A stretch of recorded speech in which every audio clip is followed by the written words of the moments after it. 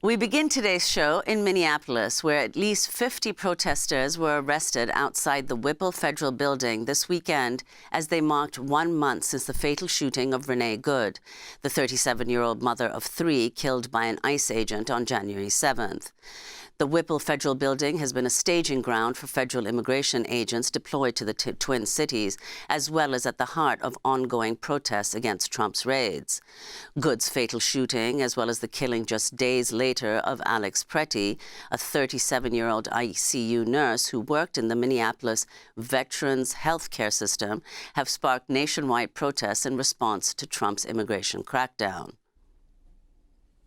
Renee Good's wife, Becca Good, issued a statement over the weekend saying, quote, "You know my wife's name and you know Alex's name, but there are many others in this city being harmed that you don't know. Their families are hurting just like mine, even if they don't look like mine," unquote. And this is Annie Ganger, Renee Good's sister. No matter the adversity she faced, Renee always remained so tender and open and was a caretaker and protector. I'd like to acknowledge that this type of violence isn't new and how unfair it is that the way someone looks garners more or less attention.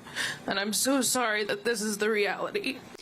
Trump's deployment of federal agents in Minneapolis and across U.S. cities has continued to raise scrutiny over the violent use of force by the Department of Homeland Security officers who've been involved in the shootings of at least 13 people since September, including of U.S. citizens. At least 4 of those shootings have been fatal, including Renee Good, Alex Pretty, and Silverio Villegas Gonzalez, a 38-year-old father from Mexico, fatally shot by federal immigration agents in a Chicago suburb last year. He was unarmed.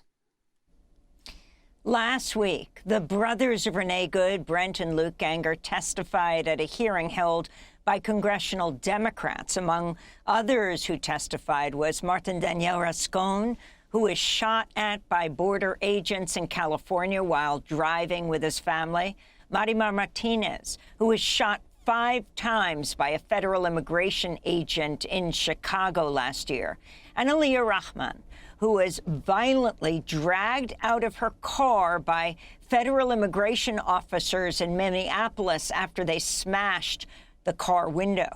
Aliya Rahman will join us live in a minute, but first, this is a portion of her congressional testimony last week.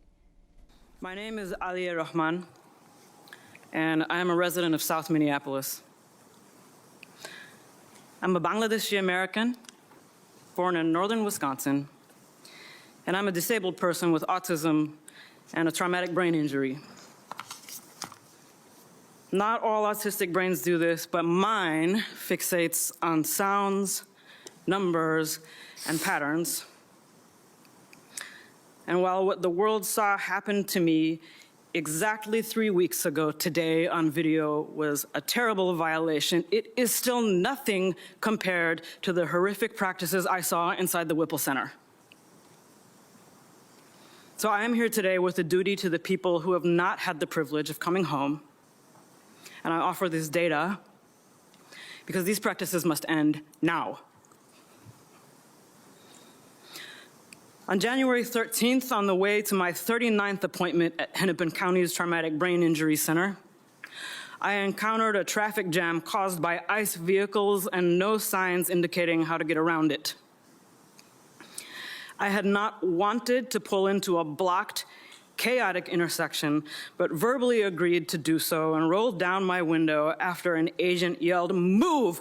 I will break your effing window!" His first instruction. Agents on all sides of my vehicle yelled conflicting threats and instructions that I could not process while watching for pedestrians. Then the glass of the passenger side window flew across my face. I yelled, "I'm disabled," at the hands grabbing at me, and an agent said, "Too late." I felt immersed in a pattern, and I thought of Genoa Donald, an autistic black man killed by police during a traffic stop in 2021. I remembered Mr. Sliberio Vega Gonzalez, who was killed by ICE in his vehicle last year. An agent pulled a large combat knife in front of my face, which I thought was for cutting me, and later learned was used to cut off my seatbelt. Shooting pain went through my head, neck, and wrists when I hit the ground face first and people leaned on my back. I felt the pattern, and I thought of Mr. George Floyd, who was killed 4 blocks away. I was carried face down through the street by my cuffed arms and legs while yelling that I had a brain injury and was disabled. I now cannot lift my arms normally. I was never asked for ID, never told I was under arrest, never read my rights, and never charged with a crime. That's a portion of last week's congressional testimony by Aliya Rahman, who's joining us now in Minneapolis. And in Chicago, we're joined by Alexa Van Brunt, director at the Illinois office of the MacArthur Justice Center, attorney for Aliya Rahman. Welcome you both to Democracy Now! Aliya, let's continue with you. This testimony is horrifying. I'm so sorry what happened to you. If you can tell us what happened next. They smashed the passenger side of the window. They took this knife by your neck and cut off the seatbelt and dragged you out. If you can continue with your reaction to what was happening and then where they took you next. Yeah, thank you, Amy, for asking that question and for having us. Because what people saw in that video is, of course, horrifying and shouldn't happen and is a violation of rights. But what happened after the video is the thing that really sits with me, you know. What I saw in the detention center was truly horrific, and the weight of an experience like that really leaves you with the duty. From the point you're asking about,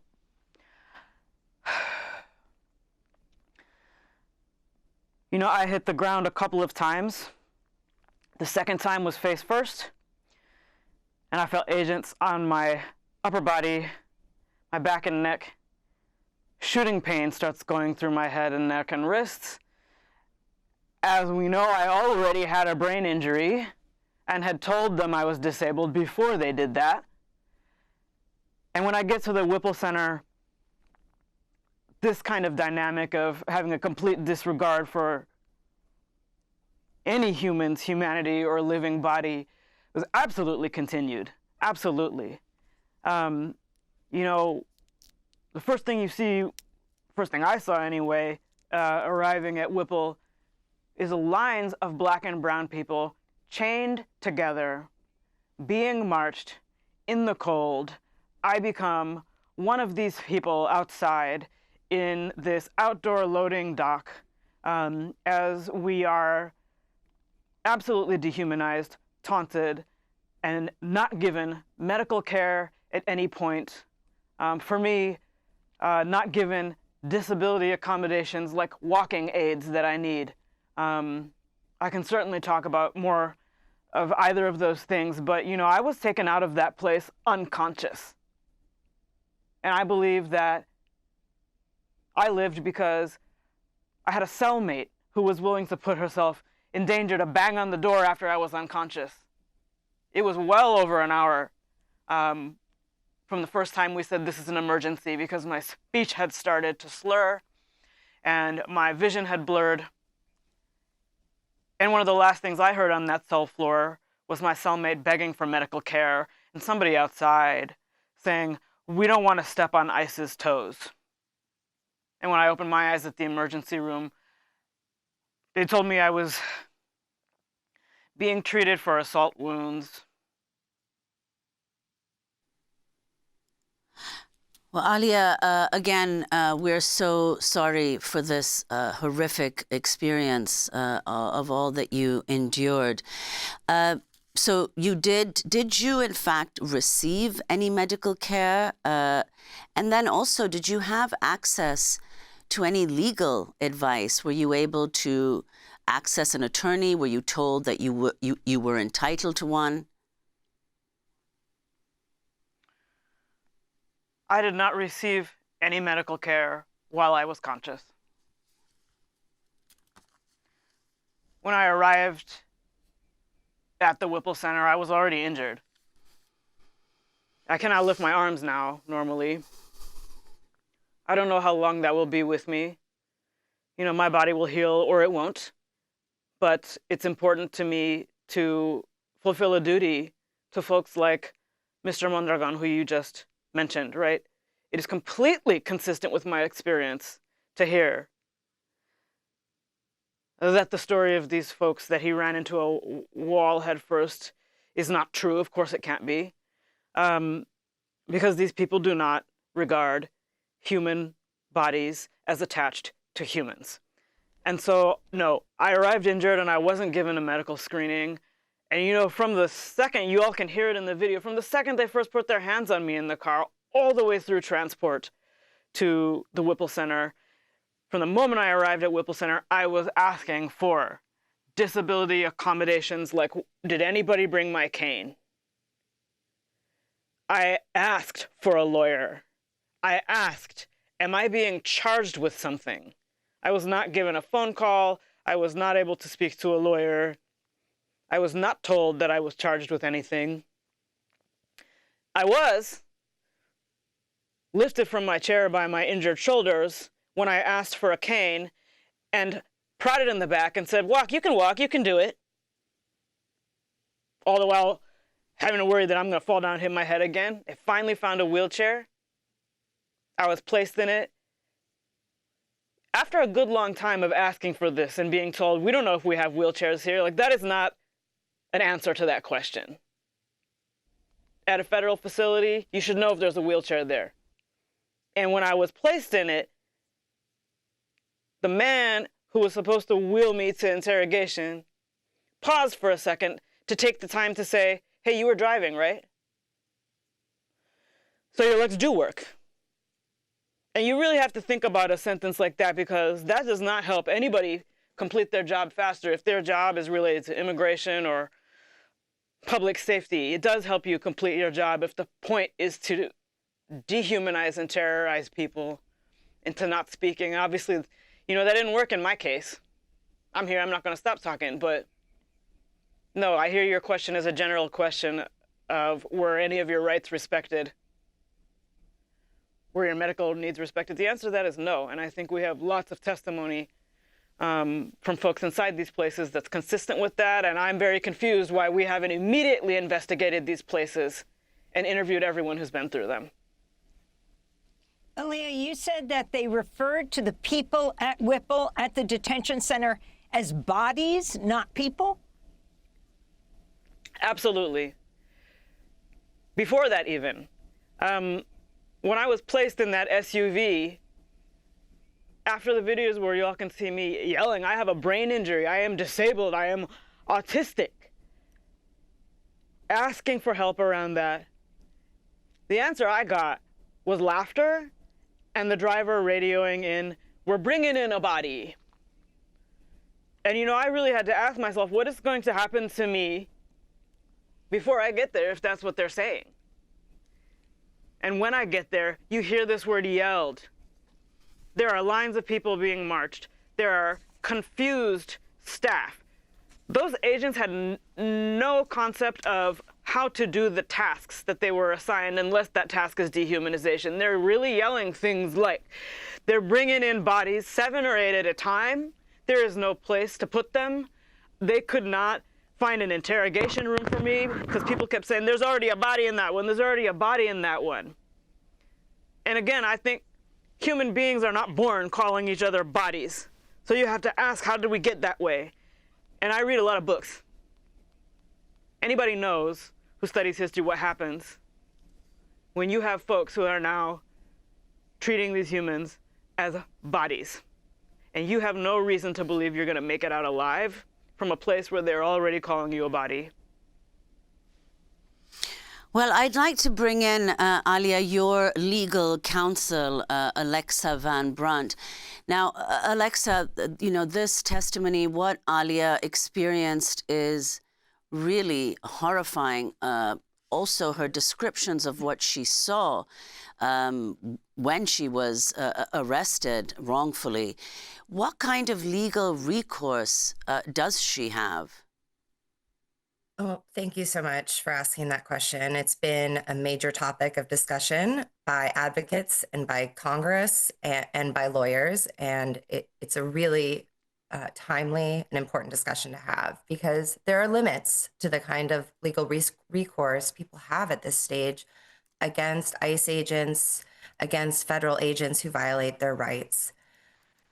Aliya and others can file a Federal Tort Claims Act lawsuit, which is essentially a lawsuit against the federal government for violating their rights. And that is one way to get into federal court, and it's an important form of accountability. But they cannot sue the officers in their individual capacity. They cannot name those officers in a lawsuit, because we do not have the same forms of legal redress for federal officers that we do for state officers, for a law enforcement officer at the county level or the city level who violates your rights.